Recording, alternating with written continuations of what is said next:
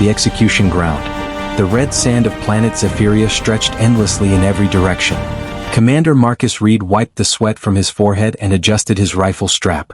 The twin suns beat down mercilessly on him and his three-person team as they moved across the desert wasteland. They had been walking for 2 hours and Marcus was starting to wonder if their intelligence was wrong. Beside him, Corporal Lisa Chen checked her scanner for the 10th time in as many minutes. Her dark hair was tied back in a tight bun and her uniform showed dust stains from their long trek. She had been with Marcus for 3 years and he trusted her judgment completely. Behind them walked Private James Walker, a tall man from Texas who never complained no matter how tough things got. He carried their communications equipment and kept watch on their rear. The fourth member of their team was Sergeant Amy Rodriguez, a medic and engineer who could fix almost anything with whatever materials she had on hand. She walked slightly ahead, her eyes constantly scanning the horizon. They were on Zephyria to investigate reports of unusual military activity. The planet had been neutral territory for decades, a place where different species conducted trade without interference. But something had changed in the past month. Ships were arriving and leaving at odd hours. Communications had gone dark. The Human Alliance wanted to know why. Marcus raised his fist and everyone stopped. In the distance he could see structures rising from the sand. They looked ancient, built from white stone that gleamed in the harsh sunlight. But there was something else. Movement. Lots of it. "Chin, what are you reading?" Marcus asked quietly. Lisa studied her scanner with a frown. "Multiple heat signatures. Commander, I count at least 500 individuals gathered in those ruins. And something else. There's a massive energy reading coming from the center of the site. 500 people in the middle of nowhere. That was not normal." Marcus pulled out his binoculars and looked toward the ruins. What he saw made his stomach turn cold. A crowd had gathered in what looked like an ancient amphitheater. The beings came from different species, all standing together and looking toward a raised platform in the center. On that platform stood a tall structure that Marcus recognized immediately. It was an execution frame, a device used by the Krell Dominion to carry out public death sentences. And bound to that frame was a figure that could only be described as magnificent even in her current state. She stood nearly 8 feet tall with skin that shimmered like polished silver. Her form was humanoid but more elegant, with longer limbs and a grace that spoke of a species that had evolved under lighter gravity. She wore armor that had once been white and gold but was now stained with purple blood. Her hair, if it could be called that, flowed like liquid starlight down her back. Even from this distance, Marcus could see the proud set of her shoulders and the defiant tilt of her head. Around her neck was a collar that pulsed with red energy. Restraints bound her wrists and ankles to the frame. Krell soldiers stood guard on all sides, their bulky forms and brutal weapons a stark contrast to the elegance of their prisoner. "Commander, that's an E3, Amy whispered, coming up beside him. Her voice held awe and sadness. "I thought they were all gone." The E3 Empire had once spanned 50 star systems. They were known throughout the galaxy as artists, philosophers, and peaceful explorers. Their technology was beautiful and their cities were legendary. But 10 years ago the Krell Dominion had invaded. The war lasted 3 brutal years and ended with the complete destruction of the E3 civilization. Their worlds were burned, their people scattered or killed, and their empire erased from existence. Marcus had heard the stories. Everyone had. The fall of the E3 was one of the greatest tragedies in galactic history. And now he was looking at what might be one of the last survivors, about to be executed for public entertainment. "Walker, record everything," Marcus ordered. "Chin, identify any important targets. Rodriguez, prepare medical supplies just in case." His team moved into position without question, but Lisa looked at him with concern in her eyes. "Commander, our orders are to observe and report only. We're not supposed to interfere with local situations." Marcus knew the rules. He had followed them for his entire career. The Human Alliance had strict protocols about non-interference. Get involved in the wrong conflict and you could start a war that would kill millions. The smart thing, the safe thing, was to record what happened and report back. He watched as a Krell officer stepped forward on the platform. The alien was massive, covered in scales like armor plating, with 4 arms and a face that looked like it had been carved from stone. The officer raised one arm and the crowd fell silent. When he spoke, his voice boomed across the ruins in the common trade language that most species understood. "Citizens and visitors to Zephyria, witness now the final justice of the Krell Dominion. The creature before you claims to be Empress Silene, last of the E3 royal bloodline. She is convicted of crimes against the Dominion, of inciting rebellion, and of refusing to surrender the secrets of her people. For these crimes, she has been sentenced to execution by disintegration. Let this be a lesson to all who would oppose Krell authority. The crowd made various sounds of approval or fear, depending on their species and disposition. Some looked eager to see death. Others looked away but did not leave. Marcus felt sick watching them. The ethery woman, Empress Silene, if the Krell was telling the truth, did not beg or plead. She simply stood tall and stared at the sky as if she could see beyond this world to something better. There was no fear in her posture, only acceptance and dignity. The Krell officer activated a control on his wrist. The energy collar around Silene's neck began to glow brighter. In 30 seconds, it would release a pulse that would tear her apart on a molecular level. It was a slow, agonizing way to die, designed to create maximum suffering as an example to others. Marcus found himself counting down those seconds in his head. 30. 29. 28. Commander, Lisa said quietly. She did not finish the sentence. She did not need to. He could hear the question in her voice. Are we really going to just watch this happen? 20 seconds. Marcus thought about his orders. He thought about the potential consequences of breaking those orders. He thought about the political complications and the military tribunals and all the reasons why saving one alien would be a terrible idea. 15 seconds. Then he thought about what it meant to be human. His species had a long history of doing stupid, reckless things because they believed in something greater than politics and orders. Humans had fought impossible battles, climbed impossible mountains, and achieved impossible goals simply because someone said it could not be done. 10 seconds.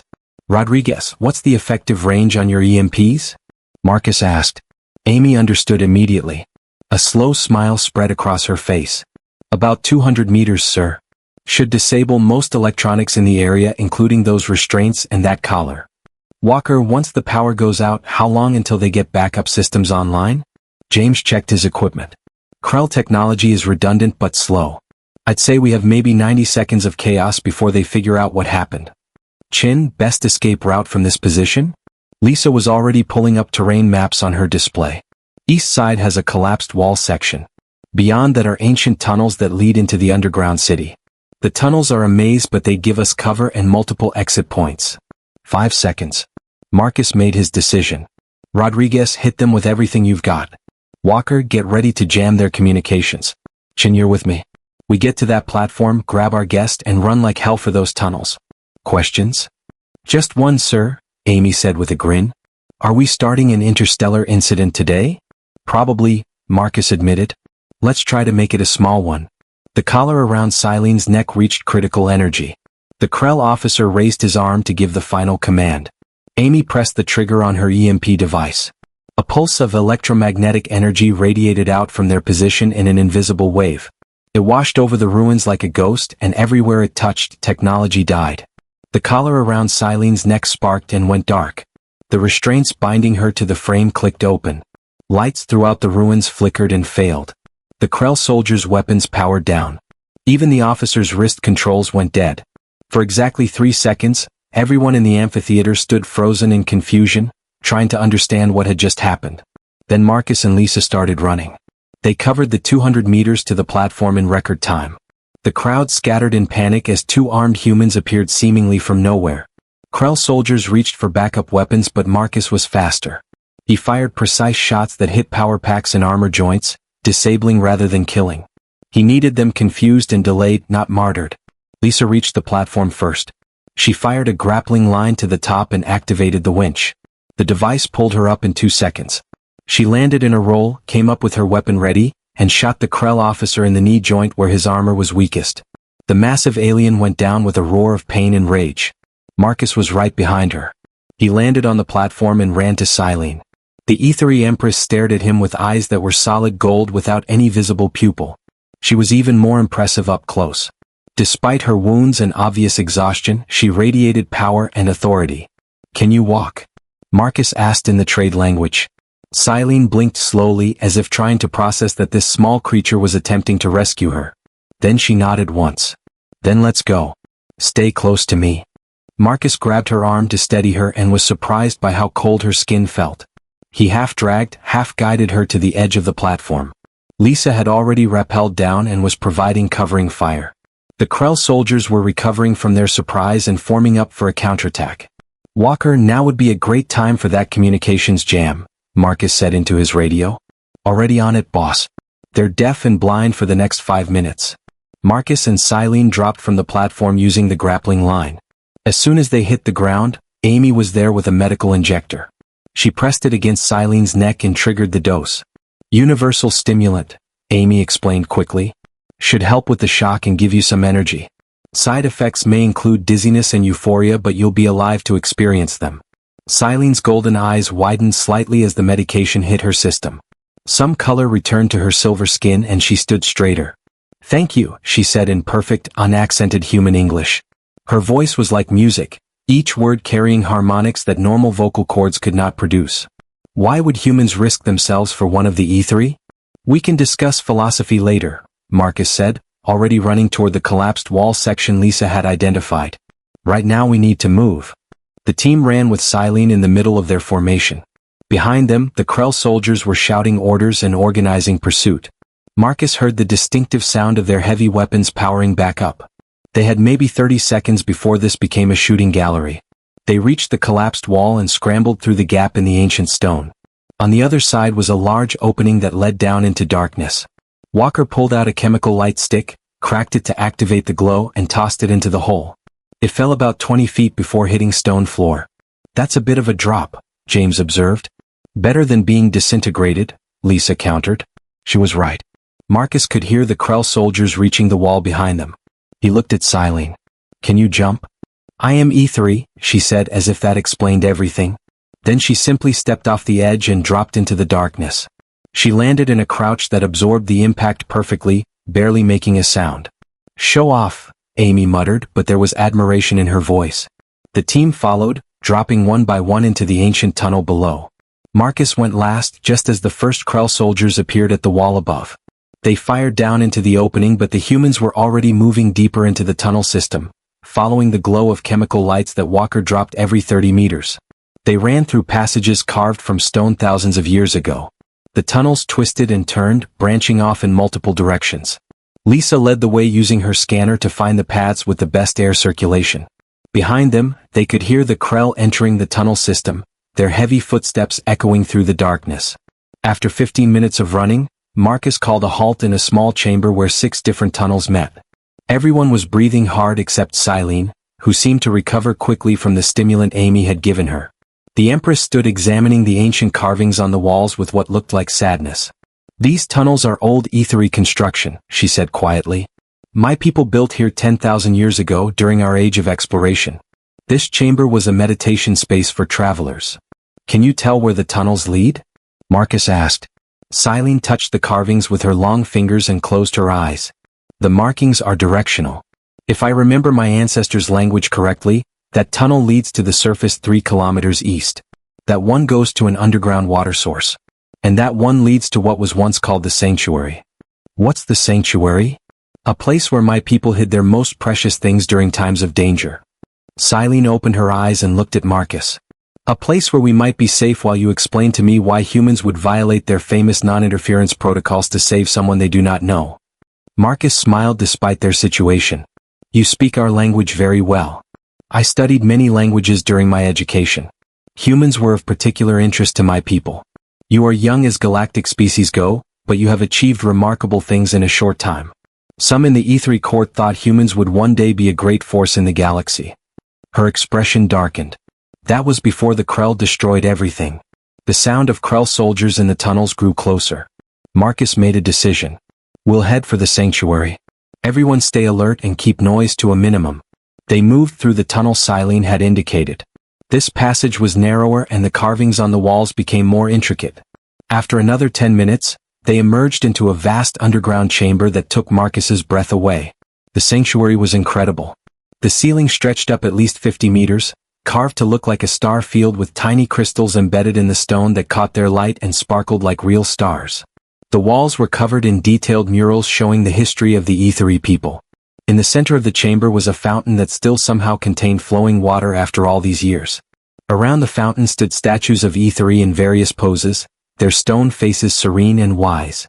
"This is beautiful," Amy whispered. Silene walked to the fountain and knelt beside it.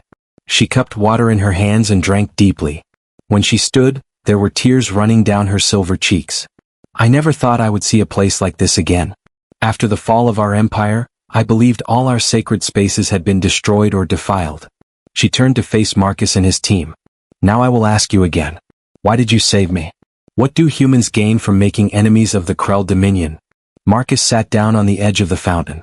His team spread out to guard the chamber entrances. He was tired, his uniform was filthy, and he had probably just ended his military career. But looking at the gratitude and confusion in Silene's golden eyes, he found he did not regret his choice. My species has a saying, Marcus began. We believe that the only thing necessary for evil to triumph is for good people to do nothing. We saw someone about to be executed for entertainment. We saw someone standing with dignity even in the face of death. And we decided that some things are more important than politics and orders. Even if it costs you everything? Even then. Silene studied him for a long moment. Then she did something unexpected. She knelt down so her eyes were level with his, placed her hand over his heart, and spoke in a formal tone. By the old laws of my people, I declare a life debt. Marcus Reed, you and your companions risked everything to save me when I was destined to die. From this moment forward, my life is bound to yours. I will stand with you against any danger. I will protect you as you have protected me. And I will honor this debt until my last breath. Your Majesty, you don't need to, Marcus started to say. I am Empress Silene, last of the Ethery royal bloodline, heir to 10,000 years of tradition. When I make an oath, it is binding. She stood, pulling Marcus to his feet. Besides, I suspect you will need all the help you can get once the Krell realize what you have done. As if summoned by her words, the sound of soldiers in the tunnels grew much closer. Walker checked his scanner and cursed. Commander, we've got problems. I count at least 40 Krell soldiers converging on this position. They've brought scanning equipment that can track our heat signatures. How long do we have? Lisa asked. 5 minutes. Maybe less. Marcus looked around the sanctuary trying to find another exit. But the only way out was the way they had come in. They were trapped. Silene walked to the center of the chamber and placed her hand on one of the statues. Her palm glowed with soft light and ancient mechanisms within the stone began to activate. The floor beneath the fountain began to descend, revealing a staircase that led even deeper underground. The Ancient Ones built contingencies, Silene explained. There is always another path for those who know where to look. You couldn't have mentioned that earlier?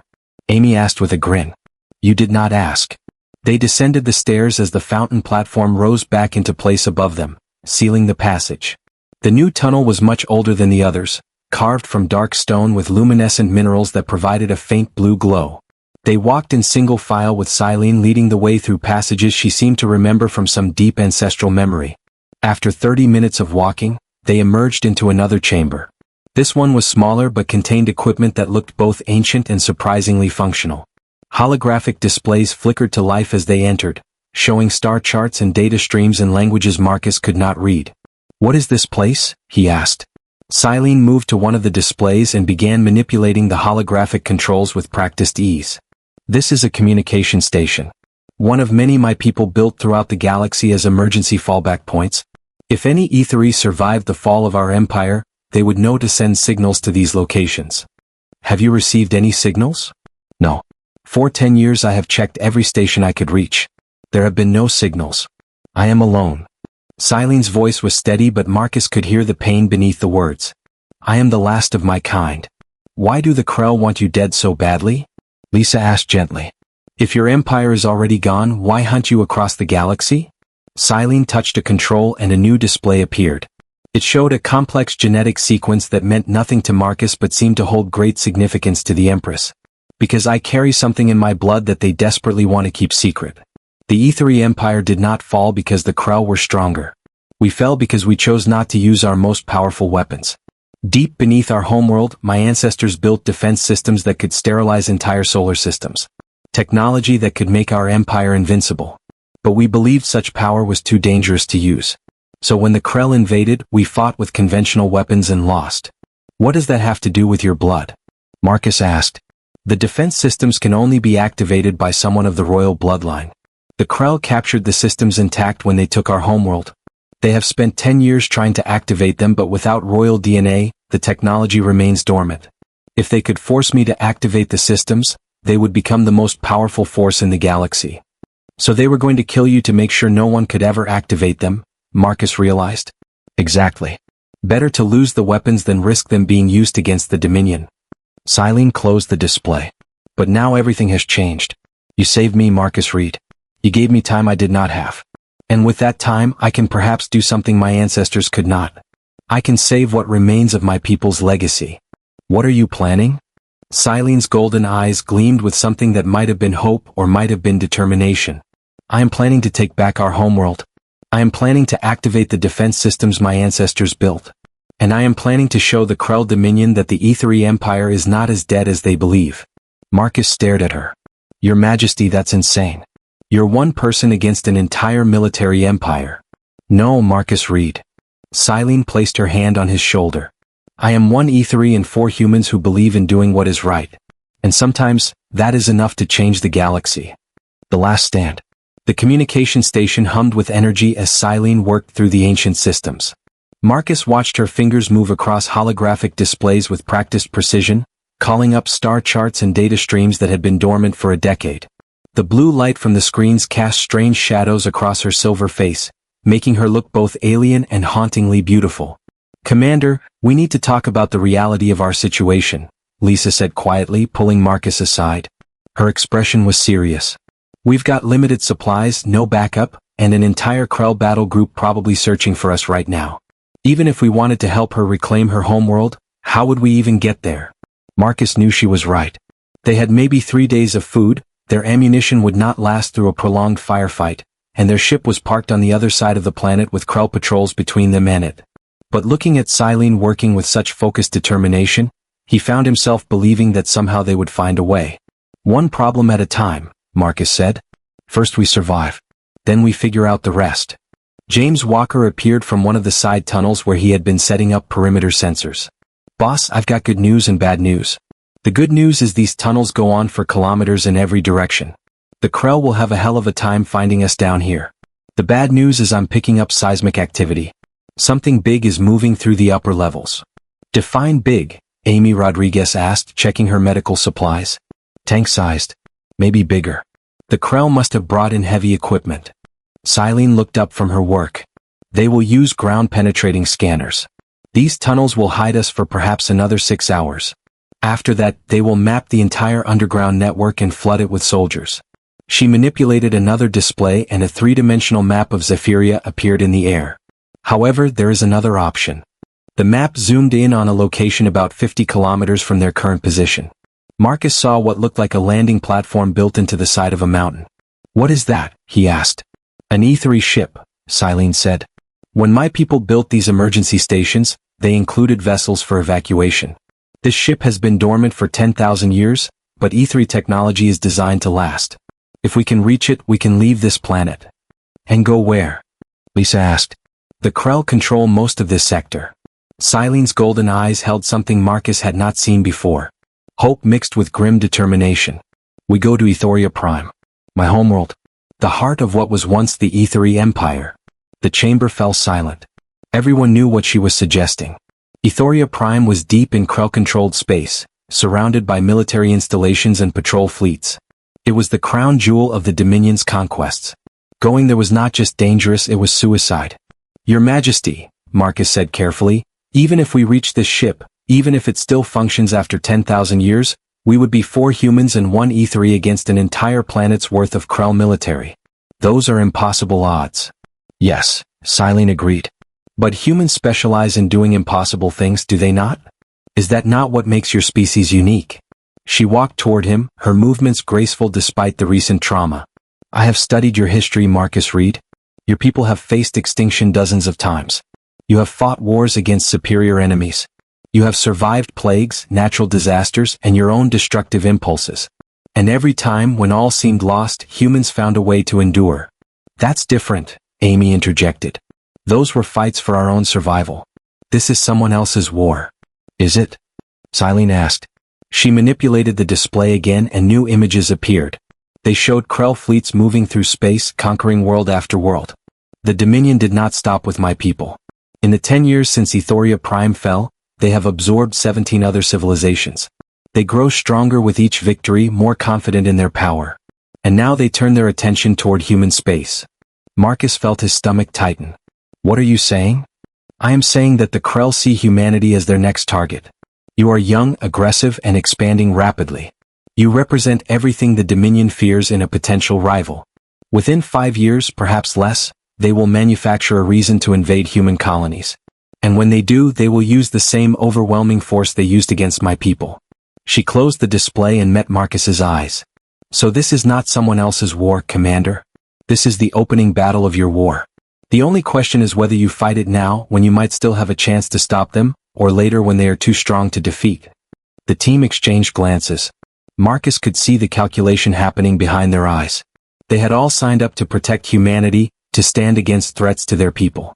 If what Silene was saying was true, then helping her was not just the right thing to do. It was the smart thing. All right, Marcus said slowly. Let's say we go along with this crazy plan. We reach the ship, somehow make it to Ethoria Prime, and somehow avoid the entire Krell military. Then what? How does one person activate a planetary defense system? Silene smiled, and for the first time Marcus saw the Empress rather than the refugee. The defense system is called the Celestial Array. It consists of 3,000 orbital platforms that can generate energy fields capable of disrupting faster-than-light travel, disable electronics on a planetary scale, or if necessary, deliver strikes powerful enough to destroy capital ships. The platforms have been dormant since my people fell, but they were designed to reactivate if someone of the royal bloodline reached the central control chamber and provided the activation sequence. Which you know, Marcus said. Which I carry in my genetic memory. The knowledge is passed from ruler to ruler through biological encoding. I do not just know the sequence, Marcus read. I am the sequence. Lisa stepped forward, her tactical mind already working through the logistics. Even if we activate this array, the Krell will respond with everything they have. We would need to hold the control chamber long enough for the systems to come fully online. How long are we talking? Approximately 12 minutes from initial activation to full operational status. 12 minutes against an entire planetary garrison. James whistled low. I've heard of worse odds, but I can't remember when. Amy laughed, but there was no humor in it. We're really doing this, aren't we? We're really going to attempt the most suicidal rescue mission in human history. Not a rescue, Silene corrected gently. A resurrection. If we succeed, we do not just save my people's legacy. We potentially save every species the Krell would have conquered in the years to come. We save your people, Marcus read. We save humanity. Marcus looked at his team. Lisa stood with her arms crossed, calculating probabilities and planning tactics. James was already checking his equipment, preparing for the journey ahead. Amy had that look she always got before a difficult operation, equal parts nervous and excited. They were scared. He could see that clearly. But they were also ready. We're going to need supplies, Marcus said. Food, ammunition, medical equipment. Can this station provide any of that? Silene moved to another console and brought up an inventory display. The Ancient Ones prepared for long-term habitation. There are storage chambers throughout this complex containing preserved food, medical supplies, and weapons. The technology is old, but Ethery engineering surpasses most modern standards. The equipment should still function. Then we gather what we need and move out at first light, Marcus decided. Walker, I want sensor nets on every tunnel entrance. Rodriguez, check those supply chambers and see what we can actually use. Chin, help Silene plot us a route to that ship that keeps us away from Krell patrols. His team moved immediately to their tasks. Marcus stood alone for a moment in the center of the chamber, looking at the star charts still glowing in the air. Somewhere out there was Ethoria Prime, a world conquered and occupied by enemies who had destroyed an entire civilization. And he was about to lead his team directly into that hell. You are afraid, Silene said, approaching him quietly. I can see it in your posture, hear it in your heartbeat. That is good. Fear means you understand the danger. I'm not afraid of dying, Marcus said. I'm afraid of getting my people killed for nothing. I'm afraid we'll reach your homeworld just to discover those defense systems don't work or that 12 minutes is not enough time. I'm afraid we're chasing a hope that doesn't exist. Hope always exists, Silene replied. Even when everything seems lost. My people learned that during our darkest hours. Would you like to know how I survived these past 10 years while the Krell hunted me? Marcus nodded. I survived because I held on to the hope that someday, somehow, I would find a way to honor my ancestors and make their sacrifice meaningful. Some days that hope was all I had. It kept me moving when I wanted to stop, kept me fighting when surrender seemed easier. Hope is not about certainty, Marcus Reed. It is about choosing to believe in possibility even when probability suggests you should not. She placed her hand on his shoulder, and Marcus felt the coldness of her skin through his uniform. You gave me hope when you saved my life. Now I am asking you to let me give your people hope by showing them that even the most powerful enemies can be defeated if someone is brave enough to try. Before Marcus could respond, James's voice crackled over the radio. Commander, you need to see this. I'm in storage chamber 7 beta and you are not going to believe what the ancient E3 left down here. They found James standing in a vast underground warehouse filled with equipment that looked like it belonged in a museum. But as Silene activated the chamber's power systems, Marcus realized everything was far more functional than it appeared. There were weapons, sleek and elegant designs that made human firearms look crude by comparison. There were armor suits that seemed to be made from liquid metal, flowing and reshaping as Silene demonstrated their capabilities. There were medical devices that Amy examined with growing excitement, muttering about technology that was centuries ahead of human medicine. This is incredible, Lisa breathed, holding up what looked like a simple rod but according to Silene could generate an energy shield strong enough to stop tank rounds. Why did your people lose the war if they had access to weapons like these? Because we chose not to use our full capabilities, Silene explained, sadness coloring her voice. The E3 believed that overwhelming force bred resentment and conflict. We fought the Krell with restrained weapons, trying to minimize casualties on both sides. We hoped to negotiate a peace that would preserve both civilizations. That hope was our downfall. They exploited your mercy, Marcus said.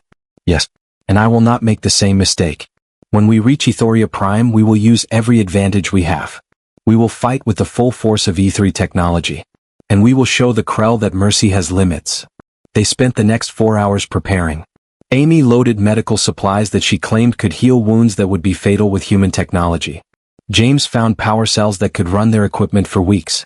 Lisa selected weapons and armor, testing each piece to ensure it met her exacting standards. Marcus worked with Silene to plan their route across Zephyria. The journey would take 2 days on foot through territory that Krell patrols would be actively searching. But Silene knew the ancient paths, the hidden ways that her people had built 10,000 years ago. If they were careful and lucky, they could make it. As the team rested before their departure, Marcus found Silene standing in front of one of the murals in the main chamber. This one showed an E3 city at the height of their civilization. Towers of crystal reached toward the sky, gardens filled with alien plants surrounded elegant buildings, and citizens of many species walked together in apparent harmony. Was it really like this? Marcus asked. More beautiful than any image could capture, Silene said softly. My people spent thousands of years building a civilization based on art, knowledge, and cooperation. We believed that all species could live together peacefully if they chose understanding over conflict. We were wrong, but it was a beautiful dream while it lasted. Maybe it doesn't have to be just a dream, Marcus offered. If we succeed, if we drive the Krell from your homeworld, you could rebuild. Start again with the lessons learned. Perhaps. But rebuilding requires more than one person. Even if we activate the Celestial Array and reclaim Ethoria Prime, I am still the last of my kind. There are no other E3 to share in that dream. Marcus considered this. You're not the last anymore. You have 4 humans who believe in what you're trying to do. That's a start. Silene turned to look at him, her golden eyes reflecting the light from the murals. You would help rebuild the E3 Empire? Your people and mine working together? Why not? Humanity is good at building things. And we could use friends out here in the galaxy. Real friends, not just allies of convenience. If we're going to risk our lives to save your world, we might as well stick around to see what comes next. For the first time since Marcus had met her, Silene laughed. It was a sound like wind chimes, musical and clear. You are an unusual human, Marcus Reed. Most species would see an opportunity to take advantage of a fallen empire. But you offer partnership and friendship. I am beginning to understand why my people found humans so interesting. They left the underground station before dawn. The team moved in tactical formation with Silene in the center, protected on all sides. The ancient tunnels led them east, away from the ruins where Marcus had first seen the execution attempt. Above them, they could hear the rumble of Krell vehicles searching the surface. The journey tested everyone's endurance. The tunnels were not designed for humans, and they had to squeeze through passages that Silene navigated easily. Several times they were forced to backtrack when James's sensors detected Krell patrols drilling down from above. Water was scarce and the temperature fluctuated wildly between freezing cold and stifling heat. On the second day, they emerged from the tunnels into a canyon system that offered some cover from aerial surveillance. The ancient ethery ship was supposed to be hidden in a mountain ahead, but between them and that mountain was 5 kilometers of open ground. "We can't cross during daylight," Lisa said, studying the terrain through her scope. "Too exposed. We need to wait for nightfall." "We do not have that much time," Silene said, pointing at the sky. "Look." Marcus followed her gesture and saw what she meant. Ships were descending through the atmosphere, dozens of them. Krell troop transports, landing in a pattern that would surround the mountain within hours. They knew where the ancient ship was. They were moving to secure it before Silene could reach it. "They found us," Amy said. "How?" "The station had ancient distress beacons," Silene realized. "When I activated the systems, I must have triggered a signal that their scanners detected. This is my fault." "Doesn't matter whose fault it is," Marcus said, his mind racing through options. "What matters is we have maybe 3 hours before those troops establish a perimeter. After that, reaching the ship becomes impossible." "Then we cross now," James said. "In daylight, exposed, with Krell air support overhead." "That's insane," Lisa objected. "You have a better idea?" No one did. They looked at Marcus, waiting for his decision. He studied the terrain, calculated distances and response times, and came to the conclusion that they were probably going to die in the next hour. But dying while trying was better than hiding in a canyon until the Krell found them anyway. "We run," Marcus decided. "Full sprint, no stopping, use whatever cover we can find. Rodriguez, if anyone gets hit, you keep them moving no matter what. Walker, you're on rear guard. Chen, you and I are on point. Your Majesty, you stay between us and don't slow down for anything." "I am ethery," Silene reminded him. "You will not need to worry about me keeping pace." She was right. When they started running, Silene moved with a grace that made the humans look clumsy by comparison. Her long legs covered ground effortlessly and she seemed to float over obstacles that the team had to scramble across. Even wounded and exhausted, she was faster than any of them. They made it 2 kilometers before the Krell noticed them. An aerial patrol spotted their movement and immediately opened fire. Energy bolts struck the ground around them, sending up plumes of dust and superheated sand. Marcus zigzagged through the fire, pulling Lisa with him as they dove behind a rock formation. "Walker, we need smoke," Marcus shouted. James triggered smoke grenades that filled the air with thick gray clouds. It would not stop energy weapons, but it would obscure their exact position. They ran through the smoke with weapons ready, firing back at the patrol ships to keep them at distance. Amy stumbled as a bolt struck the ground near her feet, but she recovered and kept moving. Her face was set in grim determination. Beside her, Silene moved like a warrior goddess, her recovered ethery weapon sending bolts of coherent light that actually damaged the patrol ship's armor. They were 300 meters from the mountain when the ground troops arrived. Krell soldiers poured from transports in organized waves, their heavy weapons tearing up the canyon floor. Marcus's team took cover behind scattered boulders and returned fire, but they were hopelessly outnumbered. "We're not going to make it," Lisa shouted over the sound of weapons fire. "Yes, we are," Marcus insisted, but even he was starting to doubt. They were pinned down, the mountain was still too far, and more Krell were arriving every minute. Then Silene stood up. "Your Majesty, get down," Amy screamed. But Silene was not listening. She raised both hands and spoke words in her ancient language. The armor she wore began to glow with intense light. Energy crackled around her like lightning, and Marcus felt the air itself vibrate with power. "What is she doing?" James asked, awe in his voice. "Something I swore I would never do," Silene said. Her voice echoed strangely as if multiple people were speaking in harmony. "I am calling upon the full heritage of my bloodline. I am becoming what my ancestors were meant to be. A weapon of the ethery empire." The light around her intensified until it was painful to look at directly. Then she thrust her hands forward and the energy exploded outward in a massive wave. It rolled across the canyon like a tsunami made of light, washing over the Krell soldiers and their vehicles. Where the wave touched, technology died. Weapons powered down, vehicles stopped functioning, even the soldiers' armor systems failed. The Krell found themselves suddenly helpless, their technological superiority stripped away in an instant. "Run," Silene commanded, and her voice carried authority that could not be denied. "This will not last long. My people abandon this power for good reason. It burns through life force rapidly. They ran, covering the final distance to the mountain while the Krell were still recovering from the electromagnetic pulse. Silene led them to what looked like solid rock, but when she placed her hand against the stone, it shimmered and dissolved, revealing a passage that led deep into the mountain. Inside they found the ship. It was smaller than Marcus expected, maybe the size of a human transport vessel. But it was beautiful in the way that all E3 technology was beautiful. Smooth curves, elegant lines, and a design that seemed to flow like water rather than being built from separate parts. Will it still work after 10,000 years? Amy asked, staring at the vessel with professional skepticism. There is only one way to find out, Silene said. She was leaning heavily against the wall, her glow faded and her skin looking somehow dimmer than before. The use of her power had clearly cost her greatly. Marcus Reed, I need you to help me to the control chamber. My strength is almost gone. Marcus put her arm over his shoulder and helped her up the boarding ramp. The others followed, Lisa and James already moving to secure the ship while Amy stayed close to Silene in case her medical expertise was needed. The interior of the ship looked both ancient and impossibly advanced. Holographic displays flickered to life as they entered, responding to Silene's presence. She guided Marcus to a central chamber where a throne-like chair sat surrounded by crystalline controls. When I sit in that chair, I will interface directly with the ship's systems, Silene explained. It will read my genetic signature and grant access to all systems. From there, I can pilot us to Ethoria Prime. In your condition? Amy protested.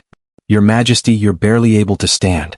Interfacing with a ship's computer requires mental and physical energy you do not have. I know, Silene admitted. But there is no one else who can do this. The ship will only respond to royal DNA. Marcus helped her into the chair and watched as crystalline tendrils extended from the armrests and connected with contact points on her armor. Silene gasped as the connection established, her back arching and her golden eyes rolling back. What's happening? Marcus demanded. The ship is scanning her, Amy said, checking readings on her medical scanner. It's reading her entire biological signature. Heart rate is elevated, neural activity is through the roof, but she's stable. The displays around them blazed with light and information. The ship was waking up after 10 millennia of sleep. Systems came online in sequence. Life support, navigation, weapons, engines. Through the view screen, Marcus saw the mountain facade sliding open, revealing the canyon and the Krell forces that were just beginning to recover from Silene's electromagnetic pulse. We need to leave now, Lisa said from the tactical station she had claimed. Krell reinforcements are incoming and they look very angry. Silene's eyes opened, now glowing with the same light as the ship's systems.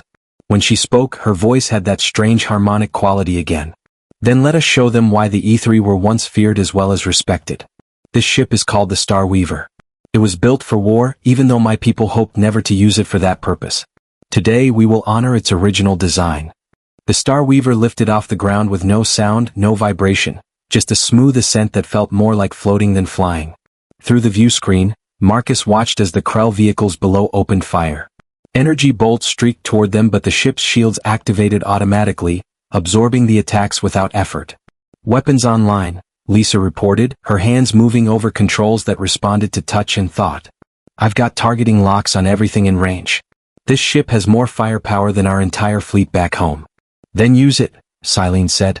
Show them what happens when you threaten the last E3. Lisa fired. The Starweaver's weapons were nothing like human technology. Instead of explosive projectiles or energy beams, the ship released pulses of light that seemed to bend space itself. When those pulses hit the Krell vehicles, they simply came apart, their molecular bonds disrupted on a fundamental level. In 30 seconds, the entire Krell landing force was destroyed. Not damaged or disabled, but completely disintegrated. The Star Weaver ascended through the atmosphere without opposition, the remaining patrol ships fleeing rather than facing the ancient warship. Setting course for Ethoria Prime, Silene announced. The journey will take 3 days at maximum safe speed. I suggest everyone rest and prepare. When we arrive, there will be no time for second thoughts or hesitation. Marcus moved to stand beside the throne chair where Silene sat connected to the ship's systems. Can you maintain the interface for 3 days? I must, she said simply. The ship and I are one now. To disconnect would shut down all systems until another of royal blood could take my place. Since I am the last, disconnecting would mean stranding us in deep space. That's not sustainable. You'll burn out. Perhaps. But we will reach Ethoria Prime first, and that is all that matters. She looked at him with those glowing golden eyes. "Do not worry, Marcus Reed.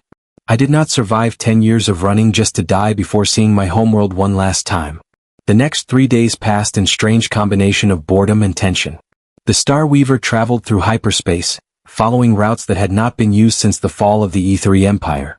Silene remained connected to the ship's systems, her body sustained by the vessel's life support, but her consciousness spread between flesh and machine. Marcus and his team used the time to familiarize themselves with E3 weapons and armor. They studied the layout of Ethoria Prime's capital city, memorizing routes to the central control chamber where the celestial array could be activated. They trained in the ship's combat simulators, fighting virtual battles against endless waves of Krell soldiers.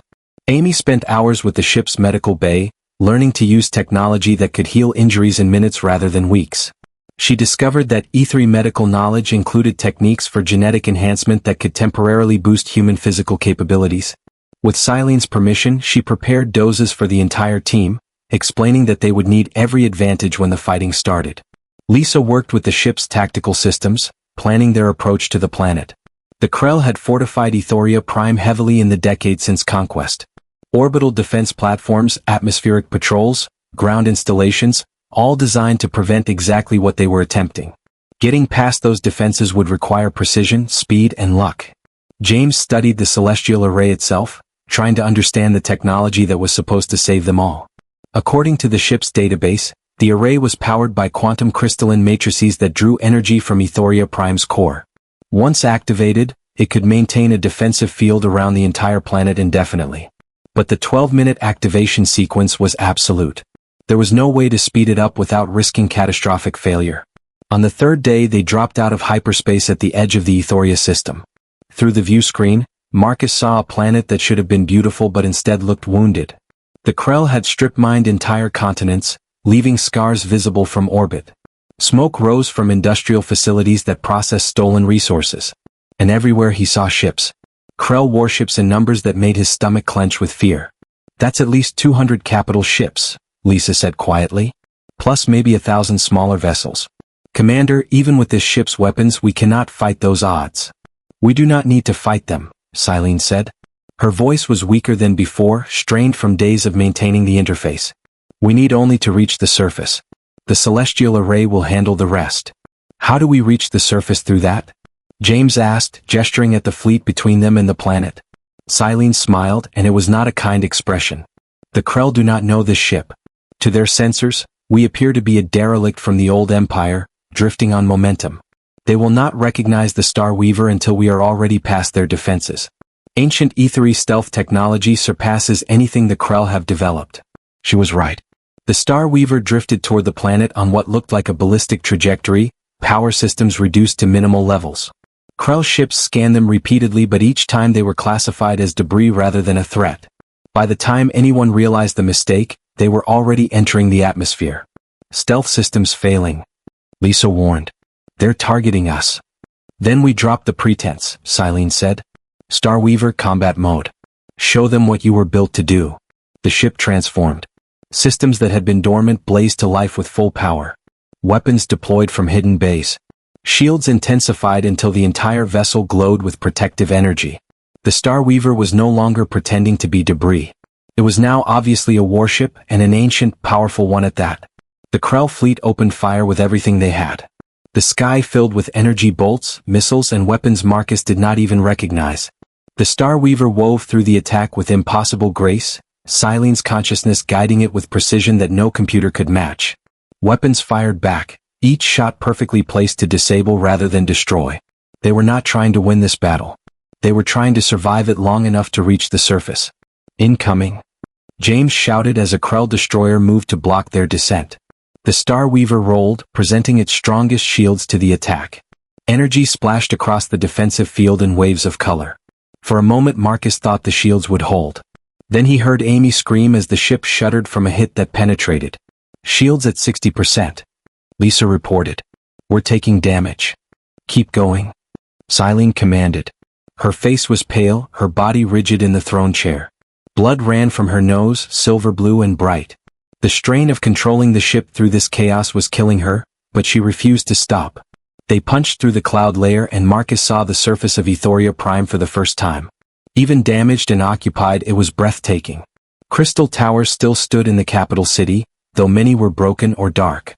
Gardens that had once been legendary were overgrown but still showed hints of their former beauty. And at the center of it all stood a structure that seemed to reach toward the sky itself. The control chamber for the celestial array. There. Silene gasped. Land there in the plaza before the tower. It is the closest we can get. The Star Weaver descended in a controlled crash, scraping across the crystal pavement and tearing up ancient stones. It finally stopped at the base of the tower, smoke rising from damaged systems and alarms blaring throughout the ship. Everyone move. Marcus ordered. We've got maybe 2 minutes before every Krell soldier on this planet converges on our position. They ran down the boarding ramp into chaos. Krell ground forces were already responding, vehicles racing toward them from all directions. But Silene had brought them down right at the tower entrance, and that proximity was everything. Marcus and his team formed a defensive perimeter while Silene approached the tower doors. She placed her hand against the ancient crystal and spoke words in her language. The doors recognized her genetic signature and opened, revealing a passage that led deep into the structure. Inside. Marcus shouted. They fell back into the tower, Lisa and James laying down covering fire while Amy helped the weakened Silene through the entrance. The doors sealed behind them, ethery crystal reforming to create a barrier that Krell weapons could not immediately penetrate. But it would not hold forever. Marcus could already hear the sound of drilling equipment being brought up. The Krell would cut through eventually. The question was whether they would do it in less than 12 minutes. The control chamber was at the top of the tower, reached by a spiral ramp that climbed through the heart of the structure. They ran up that ramp while the sounds of siege equipment echoed from below. Silene led the way despite her weakened state, driven by determination that transcended physical limitations. They reached the control chamber to find it had been sealed with Krell technology, layers of armor plating welded over the original ethery entrance. James immediately went to work with cutting tools from his pack, but Marcus could see it would take too long. Move aside, Silene said. She raised her hands and called on that power again, the light that came from her genetic heritage. The Krell armor began to glow, heat building until the metal melted and ran like water. But the effort cost her. When the way was clear, Silene collapsed. Only Marcus catching her prevented her from hitting the floor. Medic, he shouted. Amy was already there with her scanner and ethery medical technology. She's in shock. The power she's using is literally burning her alive from the inside. If she tries that again, it will kill her. I must, Silene whispered. One more time. To activate the array. They carried her into the control chamber. It was a circular room with a central platform surrounded by holographic displays that sprang to life as Silene entered.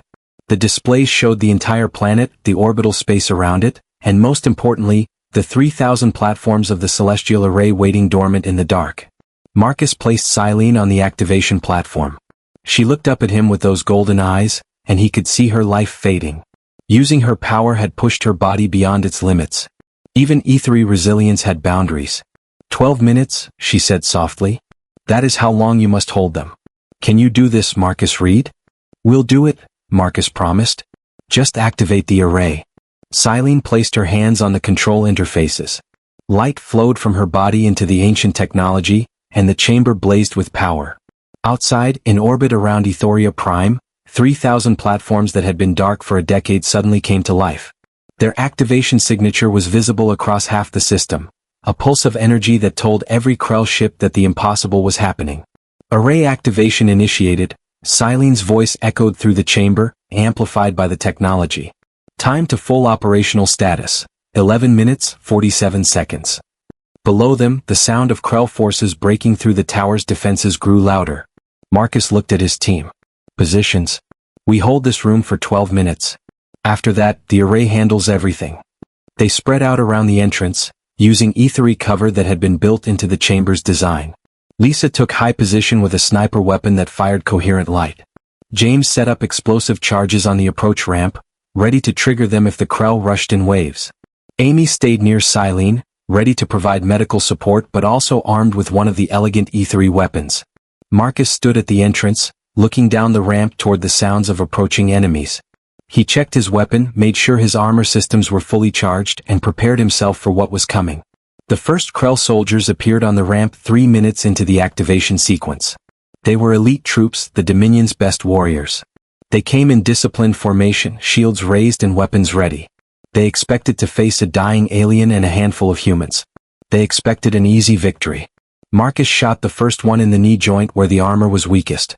The massive alien went down, blocking the ramp for those behind him. Lisa's sniper fire took down 2 more before they could clear their fallen comrade. James triggered his first explosive and the ramp shook as 3 more soldiers were thrown back by the blast. But more kept coming. For every one they dropped, 2 more appeared. The Krell were throwing everything at them because they knew what would happen if the array came fully online. The Dominion's hold on Ethoria Prime, on this entire sector, would be broken in one stroke. 5 minutes. Silene called out, her voice strained. 5 minutes felt like an eternity. Marcus's rifle overheated and he switched to his sidearm. Lisa ran out of power cells and moved to close combat with an E3 blade that cut through Krell armor like paper. James used his last explosives and then fought hand-to-hand, his enhanced strength from Amy's genetic treatments letting him go toe-to-toe with enemies twice his size. They were losing ground. The Krell pushed into the chamber itself, forcing the team back toward the central platform where Silene maintained the activation sequence. Marcus took a hit to his shoulder that burned through his armor and flesh. Amy shot the attacker but then took a grazing hit herself. James went down from a heavy blow but rolled back to his feet, refusing to stay down. 2 minutes. Silene shouted. Marcus could see more Krell forces pouring up the ramp. Dozens of them, maybe hundreds. The defenders had taken impossible casualties but the attackers just kept coming. His team was exhausted, wounded, running on pure determination. They could not hold for 2 more minutes. Then he heard Lisa laugh, wild and fierce. Look up. Look up. Through the crystal ceiling of the control chamber, Marcus saw them. The celestial array platforms now glowing with full power. 3,000 points of light surrounding the planet like a crown of stars. And they were firing. Energy beams lanced down from orbit, targeting every Krell military installation on the planet with pinpoint precision. The attacks were not meant to kill but to disable, stripping away technology and leaving the invaders helpless. Ships fell from the sky as their engines died. Weapons ceased functioning. Even the armor on the Krell soldiers attacking the tower began to fail. Array at 95% power, Silene announced. Full operational status in 30 seconds. The Krell soldiers fell back, suddenly afraid. They had seen their warships disabled, their defenses stripped away. They understood now what was happening. The E3 Empire was not dead. It had simply been sleeping. And now it was awake. Array at full power, Silene said. Then she smiled, and it was the most beautiful thing Marcus had ever seen. Ethoria Prime is ours again. The Krell forces on the planet had a choice, surrender or die. Most chose surrender. Within hours, the occupation was over. The Dominion ships that survived fled the system, carrying word back to their leaders that the impossible had happened. In the control chamber, Silene finally disconnected from the array. She collapsed immediately and Amy caught her, already working with the medical equipment to stabilize her. Marcus knelt beside them, his own wounds forgotten in his concern for the Empress who had risked everything. Did we succeed? Silene whispered. You succeeded, Marcus told her. Your homeworld is free. The array is active. The Krell are in full retreat. You did it. We did it, Silene corrected. 1 E3 and 4 humans who believed in doing the impossible. She managed a weak smile.